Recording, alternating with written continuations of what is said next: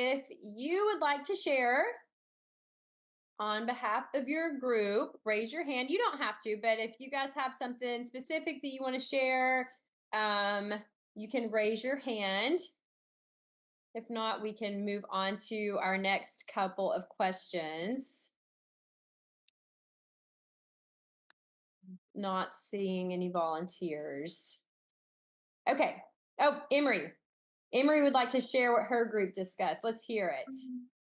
So in my group, we discussed how, in chapter 12, page 48, on the very top, it says, then we split the food up evenly, almost. A rule insisted he wasn't very hungry. He gave me his fruit to save for you for the next morning. So I bet he was very hungry because he had a long day of work. Mhm. But he wanted to save the rest of the food for Ruku for the morning. And that shows compassion towards others and selflessness. Good. Very good. I completely agree with you on that. All right. Thank you, Emery. Anybody else? If not, we will go ahead and move on. Catherine. My group talked about how when his brother slash friend like says rude stuff or is like bragging about something, he's always like, "Come on, bro, that's not you. Like, let's not." And that's like we talked about how he's like a leader and like that. Good. Yeah, I would definitely describe him as a leader, right? So caring, compassionate, selfless, a leader, all of those things, because he is watching out for the others in the group, even though he has his own needs as well. He definitely puts others before himself, right? Which is a very noble thing to do. Okay, so let's talk for a few minutes about symbolism. What do you think symbolism means? Anybody have any ideas? If something is symbolic, what does that mean? Emery. It shows a meaning behind it. Okay, good. Shows a meaning behind it. Anybody else have anything to add to that?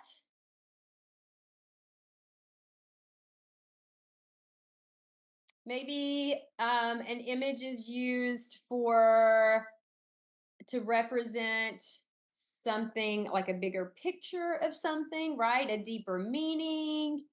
Isaac said that was his New Year's resolution to put others before yourself. That's a great one.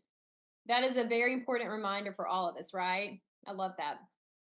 Okay, so symbolism, you can see how sometimes an image could be used to represent something, right? If you see these three images here, what comes to your mind?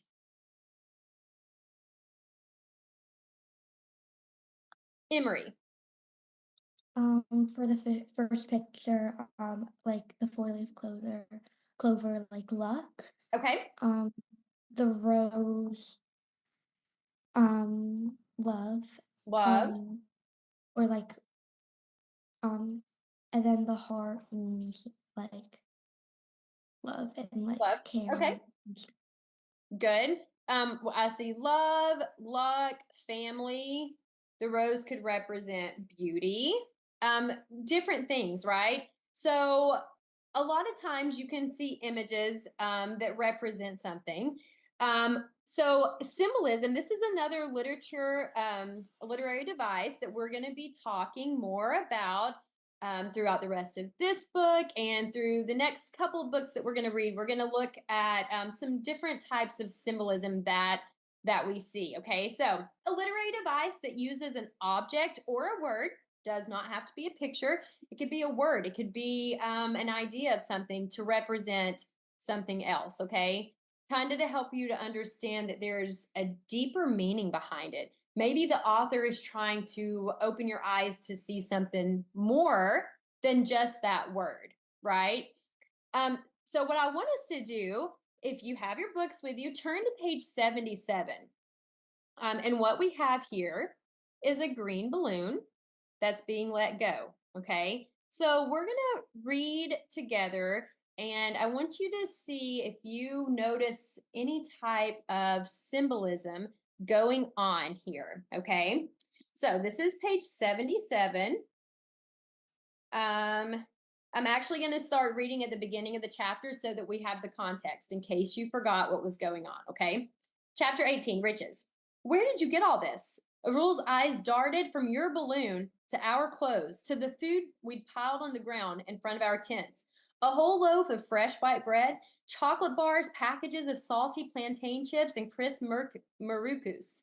We'd felt so rich, we'd even bought Kudu a juicy bone from the mutton stall, and he was gnawing on it contentedly.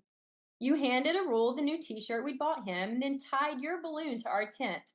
Look, Mutu unfurled our straw mats. These are for us to sleep on. What? How? Arul leaned against the bridge wall like he was too surprised to stand. It's all because of Ruku, I said. Bit by bit, we told him how you'd sold your necklaces. That's wonderful, Arul said. Thank you, Ruku. Thank you, Ruku. Thank you, Ruku, Mutu chanted. Thank you, Ruku, you repeated, swatting at your balloon. Thank you, Ruku.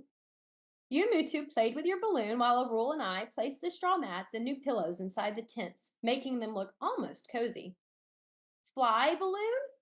You pulled it close to your ear as if you could hear it reply, the way I'd seen you talk to your wooden doll. Okay, you decided, untying the balloon. Go. No! Mutu made a grab for it, but it floated out of reach. I was just as surprised as he sounded, but my surprise was mixed with happiness and relief. Ever since we'd left, you'd been behaving so differently from before. You hadn't once lost your temper. You'd made new friends. You even looked different because you'd been holding your back straight all the time. Why did you let it go, Ruku? Mutu said grumpily. Balloon wants to fly. You waved as it drifted above the river. But, Mutu began, you set it free, Ruku. I cut him short. Now it can go anywhere it feels like. That was really nice of you. Okay, so remember, Ruku saw this green balloon. She really wanted it, but didn't have money. So she decided that on her own, she decided that she could make money by selling her bracelets, right? And that she could buy that balloon. So what does she do? Saves up all of her money. She buys a balloon, but then she lets it go. What kind of symbolism do you see going on here? How could this symbolize something greater? Not just the balloon flying away, but what could the author be trying to help you to see? What's taking place? Think about them in their life currently right now. Letting the balloon go. Anybody have any ideas here?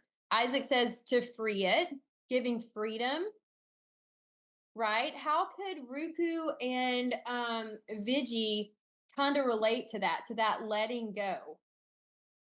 Free from harm. Good. Isaac. Emery. Letting go of what they wanted. Okay. Good. Maybe letting go of the past, or letting go of what they thought they wanted or thought they needed. Anybody else?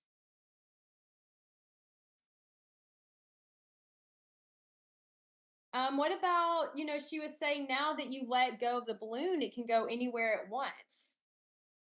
Do you think in their mind, if they've let go of the past, right? And Vigi has her mindset on the future where she can go where she wants to go, right? Kind of being cut free from what she was tied to before, right? Leaving that abusive home and hoping for something better. So that balloon could symbolize hope for something better, right? A new start, right? What about the color green? The author could have chosen any color balloon, but why do you think green would be a significant color? Emery.